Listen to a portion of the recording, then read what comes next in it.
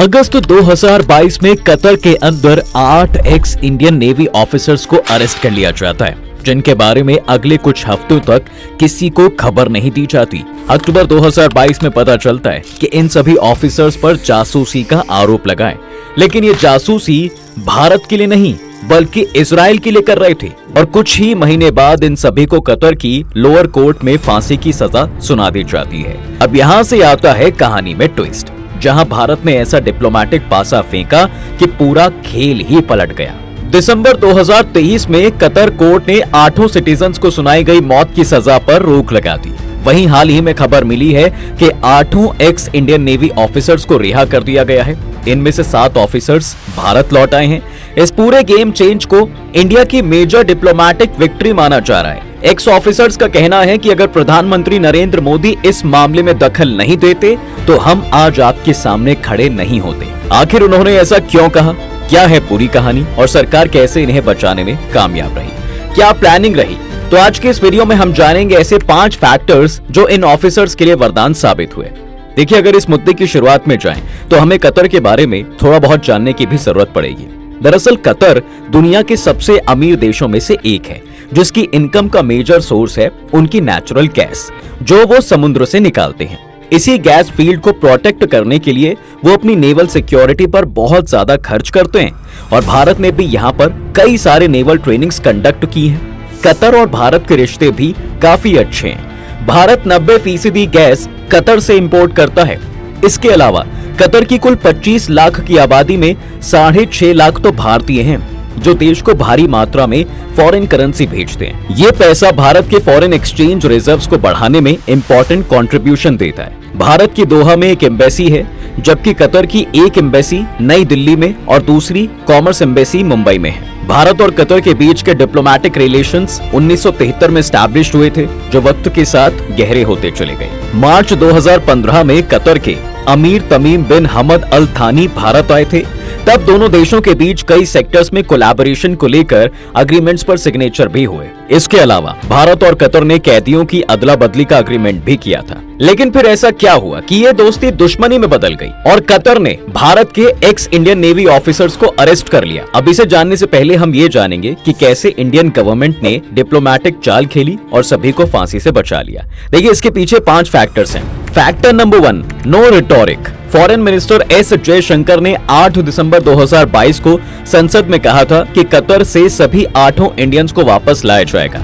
अगर सरकार इन x officers को नहीं ला पाई तो वो मिलिट्री मेंबर्स और एक्स सोल्जर्स में फेथ कैसे पैदा करेगी। अब अपनी इस बात को पूरा करने के लिए फॉरेन मिनिस्टर ने जबरदस्त डिप्लोमेसी का यूज किया। उन्होंने फॉरेन मिनिस्टर से कोई भी ऐसा बयान जारी नहीं होने दिया जिससे बात और बिगड़े। उन्होंने अपने IFS ऑफिसर वाला तजुर्बा लगाया और सारी प्लानिंग की, और प्लानिंग के अकॉर्डिंग 1 अक्टूबर 2023 को कतर में भारत के एम्बेसडर श्री विपुल ने 8 ऑफिसर से मुलाकात की, जो दोहा जेल में बंद थे। विदेशी मंत्री एस जयशंकर अभी इस मामले को सुलझाने की कोशिश कर ही रहे थे कि इस बीच 26 अक्टूबर को इंडियन नेवी के एक्स ऑफिसर्स को सजाए मौत सुना दी गई। सभी चौंक गए, लेकिन उस इंडियन की एक्सटर्नल अफेयर्स मिनिस्ट्री ने इस पर कोई खास रिएक्शन नहीं दिया। बाद में एक्स ऑफिसर्स के रिलेटिव्स के जरिए से कतर में पिटीशंस लगाई गई। 23 और 30 नवंबर को पिटीशंस पर सक्सेसफुली 2 सुनवाई भी हुई।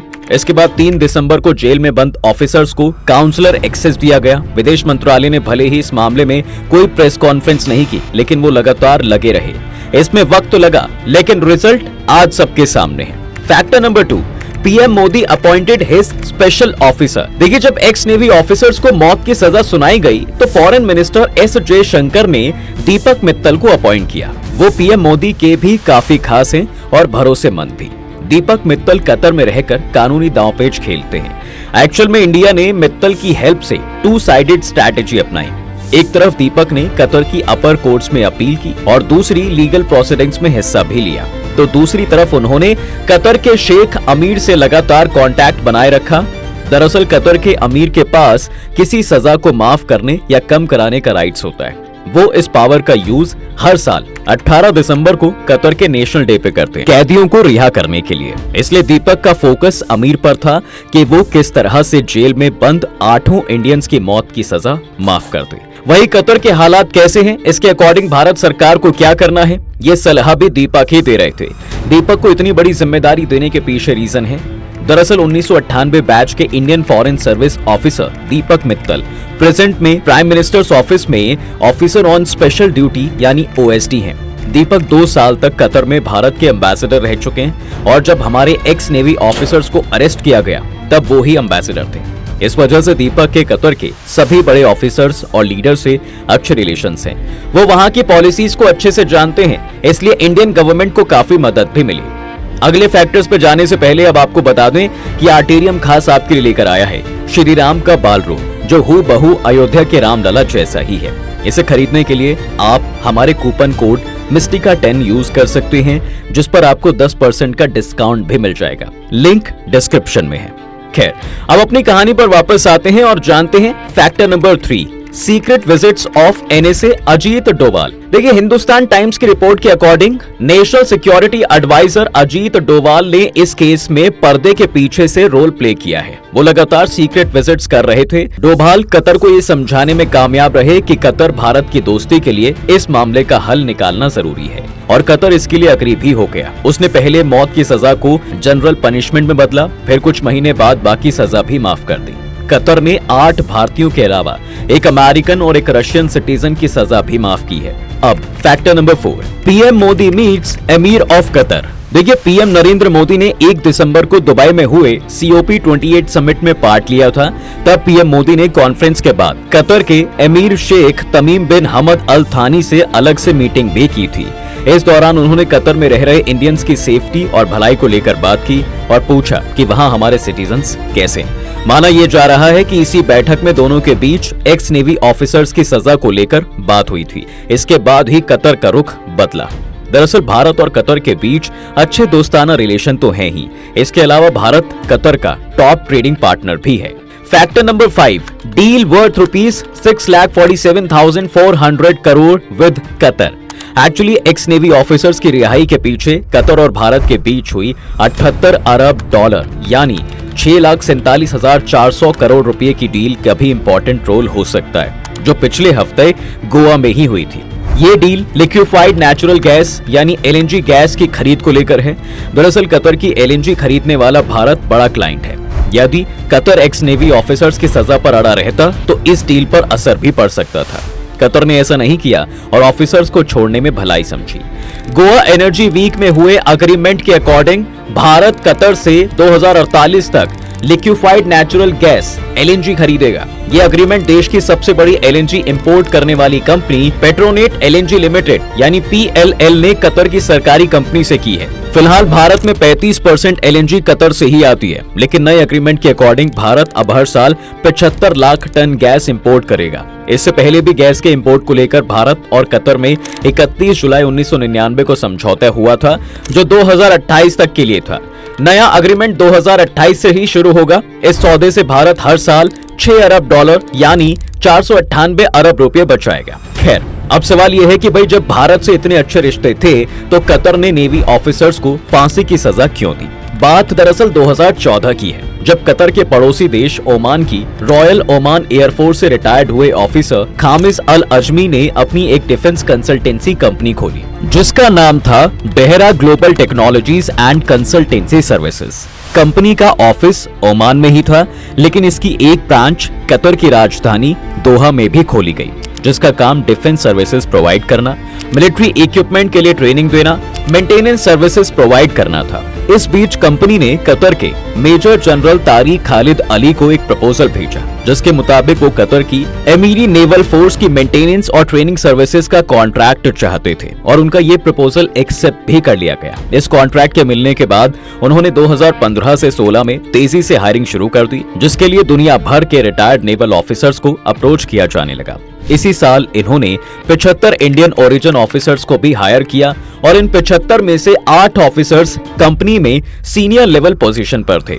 अब इन 8 ऑफिसर्स में सबसे सीनियर लेवल पर कमांडो पूर्णेंदु तिवारी थे, जो कि कंपनी के मैनेजिंग डायरेक्टर थे। इसके अलावा नवतेज सिंह गिल, कमांडर सुगुनकर पकाला और कैप्टन BK वर्मा कंपनी के अंदर नेवल डायरेक्टर्स के पद पर थे। आखिरी के 4 ऑफिसर्स में से 3 commander Amit Nagpal, commander SK Gupta और captain Saurabh Vashishtha executive role पर थे और एक ऑफिसर को सेलर के तौर पर हायर किया गया था। इसके बाद 2016 में कतर ने अपनी नेवी को इंप्रूव करने के लिए इटली से सबमरीन्स खरीदने का फैसला किया। इटली दुनिया के सबसे बड़े सबमरीन मैन्युफैक्चरर्स में से एक है और जिस इटालियन कंपनी से ये लोग डील कर रहे थे उसका नाम था फिनकंटिएरी SPA। इस डील में डेहरा ग्लोबल टेक्नोलॉजीज ने भी अपने इनपुट्स दिए। 2016 में फिर फिनकंटिएरी और कतर गवर्नमेंट के बीच इस डील को लेकर एक MOU साइन कर लिया गया। इस MOU के मुताबिक कतर इनसे 4 small size warships, 2 patrol vessels और एक एम्फीबियस वेसल खरीदने वाला था। ये डील काफी रूटीन डील थी जिसकी जानकारी पब्लिक डोमेन में भी अवेलेबल थी, इसलिए यहाँ पर तो कोई खास परेशानी नहीं आई। लेकिन असली मुद्दा 2020 में जाकर खड़ा होता है। पर्शियन गल्फ के इस एरिया में सिर्फ ईरान ही अकेला ऐसा देश है जिसके पास स्टेल्थ सबमरीन्स हैं। स्टेल्थ सबमरीन्स वो सबमरीन्स होती हैं जो बिना किसी रडार या दूसरे इक्विपमेंट पर डिटेक्ट हुए लंबे समय तक न सिर्फ पानी में रह सकती हैं बल्कि बिना शोर किए हुए मूव भी कर सकती हैं। कतर भी चाहता था कि भाई वो भी इस तरह की सबमरीन्स अपने नेवल फ्लीट में शामिल करे, जिसके लिए उन्होंने फिर से फिनकंटिएरी SPA को ही कांटेक्ट किया। लेकिन इस बार ये डील एक सीक्रेट डील थी, लेकिन ज्यादा समय तक ये डील एक सीक्रेट नहीं रह पाई। दरअसल 17 मई 2021 में कई सारे लोकल न्यूज़पेपर्स ने एक सीक्रेट प्रेजेंटेशन का स्क्रीनशॉट जो है अपने पेपर में पब्लिश कर दिया। ये स्क्रीनशॉट उस प्रेजेंटेशन की एक स्लाइड का था जो कि इटली की पार्लियामेंट में दी गई थी। ये प्रेजेंटेशन भी सीक्रेटली दी गई थी, इसलिए इसका लीक होना काफी बड़ी बात थी। डील में इटालियन 212 स्टेल्थ सबमरीन्स के स्मॉल वेरिएंट को खरीदने की बात थी और इस डील को कई वजहों से सीक्रेट रखना जरूरी था। इसमें से सबसे बड़ी वजह यह थी कि अगर कतर के पास ये सबमरीन्स आ जाती तो भाई सिर्फ ईरान ही नहीं बल्कि वो इजराइल की सबमरीन सुपरमेसी को भी चैलेंज करने लगते, जिस वजह से उन्हें डर था कि इजराइल को अगर इस डील का पता चलता है तो वो इसे जरूर किसी तरह कैंसिल करवाने की कोशिश करेंगे। इस सीक्रेट डील के बारे में कतर और इटली की सरकार के अलावा सिर्फ डेहरा ग्लोबल को ही पता था। 30 अगस्त 2022 के दिन कतर की स्टेट सिक्योरिटी ब्यूरो जो कि उनकी इंटेलिजेंस एजेंसी है, उन्होंने इन 8 इंडियन ऑफिसर्स को रात में ही कांटेक्ट किया और उनसे कहा कि कुछ अर्जेंट नेवल एक्सरसाइजेस के कारण उन्हें अभी चलना होगा। इनमें से एक ऑफिसर कुछ ही दिनों में वापस भारत भी लौटने वाला था, लेकिन जब ये ऑफिसर्स इस कॉल को रिस्पॉन्ड करने के बाद पहुंचे तो भाई उन्हें जो है अरेस्ट कर लिया जाता है और सभी को एक दूसरे से अलग अकेले एक सिक्योर्ड जेल में बंद कर दिया गया। ना ही इनकी फैमिली और ना ही इंडियन एम्बेसी को इस अरेस्ट के बारे में कोई जानकारी दी गई। अगले 1 महीने तक इनके बारे में कोई खबर नहीं आई।